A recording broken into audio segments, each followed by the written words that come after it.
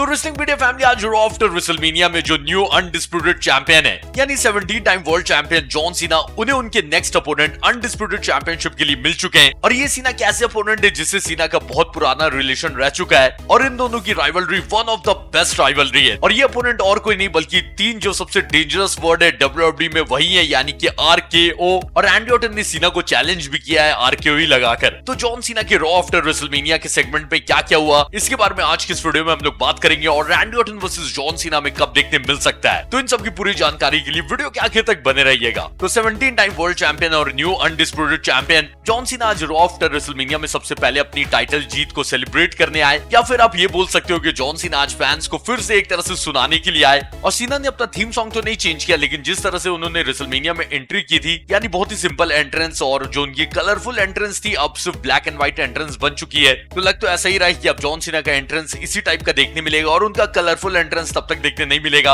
जब तक जाने से पहले जॉन सीना एक बार फिर से फेस सुपरस्टार नहीं बन जाते। तो जॉन सीना ने सबसे पहले आज रॉ आफ्टर रेसलमेनिया में आकर जो रिंग अनाउंसर है उनको एक चिट पास किया, और उस चिट में ऐसा लिखा हुआ था कि ये रिंग अनाउंसर ने सीना की बेइज्जती करी है क्योंकि उन्होंने ठीक से अनाउंस नहीं किया जॉन सीना के आने पर। और रिंग अनाउंसर ने पहले तो सॉरी बोला और उन्होंने फिर ठीक से अनाउंस किया जैसे सीना ने बताया कि जो लास्ट रियल चैंपियन है, ग्रेटेस्ट ऑफ ऑल टाइम है, और जो 17 टाइम वर्ल्ड चैंपियन है जॉन सीना, वो आ चुके हैं। और उसके बाद सीना ने बेल्ट दिखाया और बोला कि जो विनर्स रहते हैं सिर्फ और सिर्फ वही इतिहास लिखते हैं, और ये बात यहाँ बैठे फैंस नहीं समझ सकते क्योंकि ये विनर्स नहीं है। और इन्होंने फ्राइडे नाइट स्मैकडाउन जो लास्ट हुआ था रेसलमेनिया से पहले, इससे पहले सीना को बहुत बुली किया था, उन्हें बहुत तंग किया था। लेकिन फिर रेसलमेनिया में जब सीना टाइटल जीत गए तब फैंस उन्हें चीयर कर रहे हैं, आज रॉ में चीयर कर रहे हैं। तो सीना ने बोला कि वो ये सब भूल कर फैंस को माफ नहीं कर देंगे, और यहाँ जितने भी बैठे हुए फैंस हैं सब सीना को सॉरी बोलना चाहिए, लेकिन इनके अंदर हिम्मत नहीं है कि ये सीना को सॉरी बोले। तो फैंस भी मजे लेने लगे और फैंस चैंट करने लगे कि वी आर सॉरी।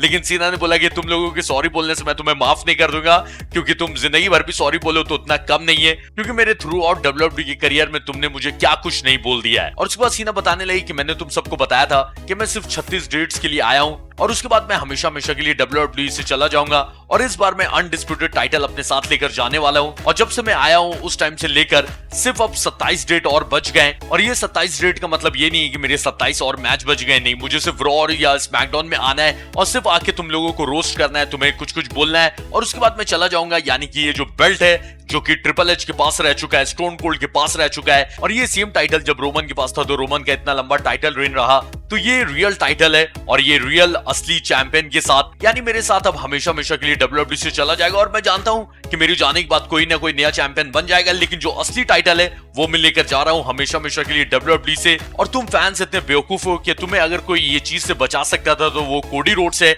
लेकिन तुमने क्या किया, तुमने स्मैकडाउन में पहले उसको बू किया, फिर उसे चीयर करने लगे, फिर से उसे बू करने लगे, और फिर जब रेसलमेनिया आया तो उस दिन भी तुम लोग उसे बू करने लगे क्योंकि तुम लोगों के अंदर दिल नहीं है। और सीना एक तरह से फैंस को कन्विंस कर रहे थे कि उन्हें सपोर्ट करना चाहिए कोडी रोड्स को, और फिर सीना बोलने लगी कि मैं अब रियल चैंपियन हूं और ये टाइटल लेकर जा रहा हूं, लेकिन जाने से पहले मैं तुम लोगों के लिए कुछ अच्छा करूंगा क्योंकि मेरा दिल बहुत बड़ा है, तुम लोगों से बहुत बड़ा है, तो मैं अपना टाइटल उठा रहा हूं, तो फोटो खींच लो लास्ट रियल चैंपियन का। और जब ये बोलकर सीना टाइटल ही उठा रहे थे तब पीछे से रैंडी ऑर्टन आ गए और उन्होंने पोज ले लिया RKO के लिए, और सीना जैसे ही टर्न किए रैंडी ऑर्टन ने RKO लगाया। और हालांकि ऑर्टन ने माइक पे ये बात नहीं बोला, लेकिन जब ऑर्टन बोल रहे थे तो ये बात हमें समझ में आ गया कि ऑर्टन बोलने लगी कि भली सीना का भी 17 टाइम वर्ल्ड चैंपियनशिप का रिकॉर्ड है, लेकिन इससे मैं ज्यादा पीछे नहीं हूं, क्योंकि आपको याद होगा कि ऑर्टन भी 14 टाइम वर्ल्ड चैंपियन है, तो सीना का ये 17 टाइम वाला रिकॉर्ड तक अगर कोई पहुंच सकता है अभी, अगर किसी के पास पॉसिबल है, तो वो और कोई नहीं बल्कि रैंडी ऑर्टन ही है। तो सीना को उनके नेक्स्ट अपोनेंट मिल चुके हैं और ये बहुत ही क्लासिक राइवलरी होने वाली है,